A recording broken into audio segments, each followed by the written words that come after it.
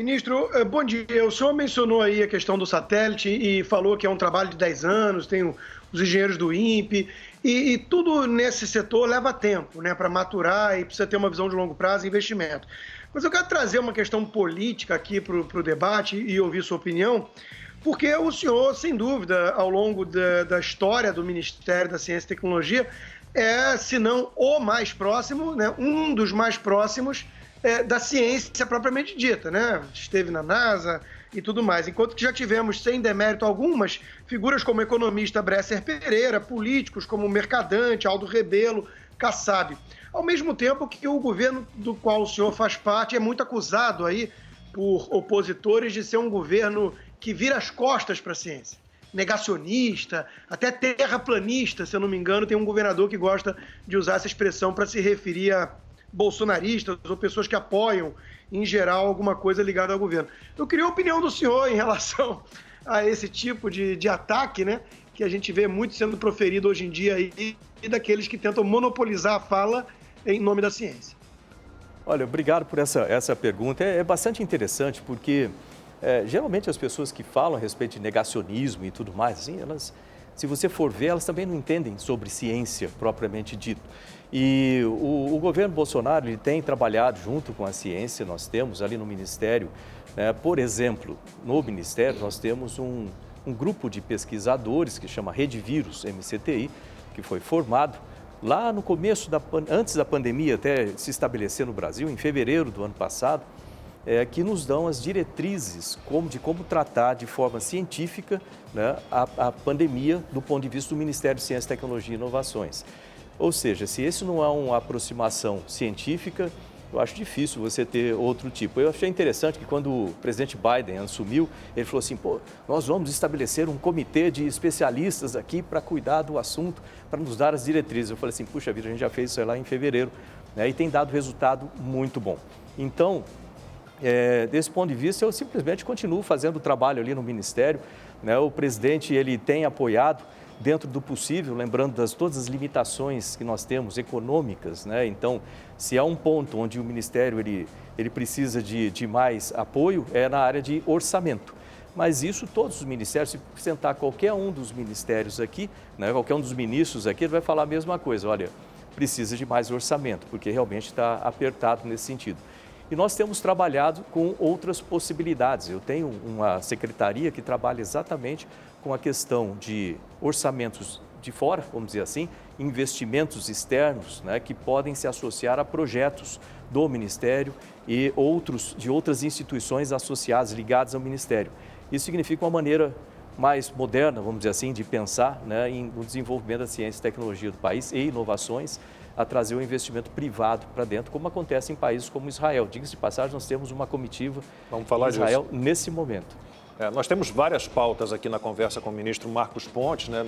Já vi aqui perguntas chegando sobre Covid, vacina brasileira, mas eu queria esgotar primeiro a questão dos satélites. Nós temos outros satélites em desenvolvimento no Brasil, nacionais.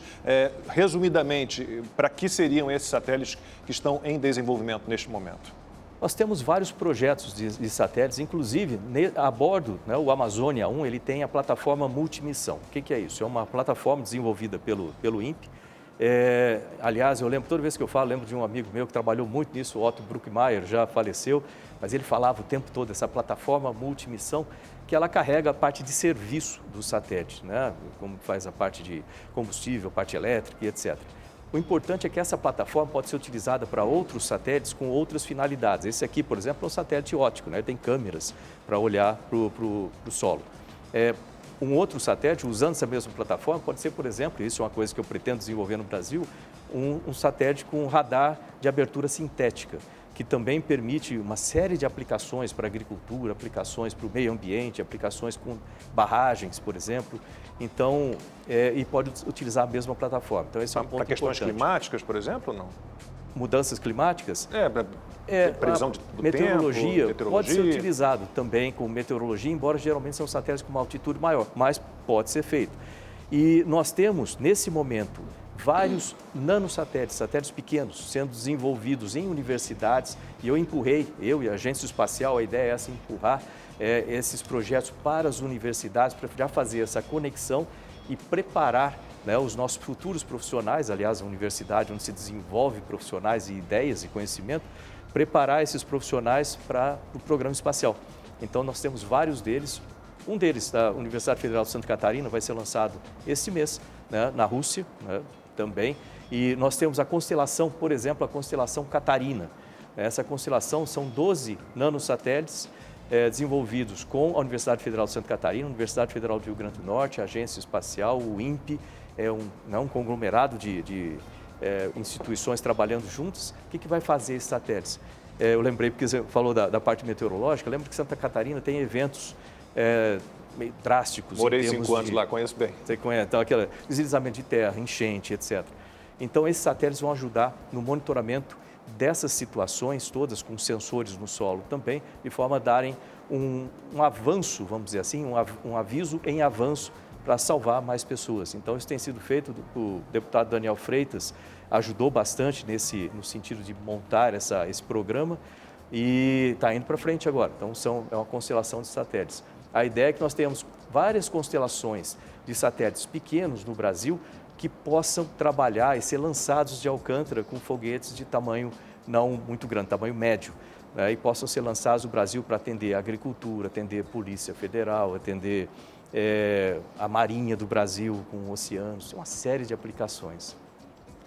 Ministro, eu queria voltar à pergunta do Constantino sobre pandemia, mas olhá-la de uma outra perspectiva, de uma outra visão. Como é que o senhor, que é um homem da ciência, se sente em participar de um governo que essencialmente vira as costas para a ciência? A gente está no momento mais duro da pandemia, o presidente fala que tem que parar com esse mimimi, porque as pessoas estão chorando tanto. A gente teve 10 mil mortes na semana passada, quer dizer, uma segunda onda muito maior do que a primeira. O presidente defende remédios, medicamentos sem comprovação científica, não trabalha junto com os governadores para medidas de distanciamento social, não trabalha junto com cientistas, ele eminentemente nega todas as evidências da ciência. Isso não causa um profundo mal-estar no senhor? Olha, o presidente ele tem algumas opiniões, ele expressa essas opiniões, mas, no fundo, a serventia dos ministérios é justamente trabalhar nos devidos setores. Então, nós temos o Ministério da Saúde trabalhando, vamos dizer, na frente de combate ali em termos de políticas de saúde. Nós temos, no meu caso, o Ministério de Ciência e Tecnologia trabalhando no desenvolvimento de medicamentos, né, inclusive medicamentos nacionais, monoclonais, plasma convalescente, soro de cavalo é outra coisa interessante, que agora já está na Anvisa para os testes clínicos. Nós desenvolvemos os testes todos da nitazoxanida, que é um medicamento comprovado cientificamente para aplicação para redução da carga viral, né, testes feitos por cientistas, né, então nós temos vacinas nacionais sendo trabalhadas, e eu tenho boa notícia sobre isso também, diga-se de passagem, e várias frentes na área da ciência. E ele, obviamente, está ciente de tudo isso. Eu tenho uma reunião com ele essa semana, né, para colocar em dia esse update. Então, ele sabe de tudo isso, né? É aquela questão assim, nós estamos aqui para trabalhar pelo Brasil em conjunto. Né? Mas, ministro, o presidente não defendeu a vacina, ele sabotou a vacina. Pelo contrário, a vacinação no Brasil ainda está muito lenta. Agora, no pior momento da pandemia, ele não consegue coordenar e articular algum tipo de resposta nacional para um enfrentamento do auge, do pior momento do coronavírus no Brasil. Olha, eu discordo um pouco com relação a isso aí, né? Se me desculpa, mas nós temos o Ministério da Saúde trabalhando nesse sentido. É difícil a importação de vacinas no momento em que o mundo inteiro está correndo atrás de vacinas.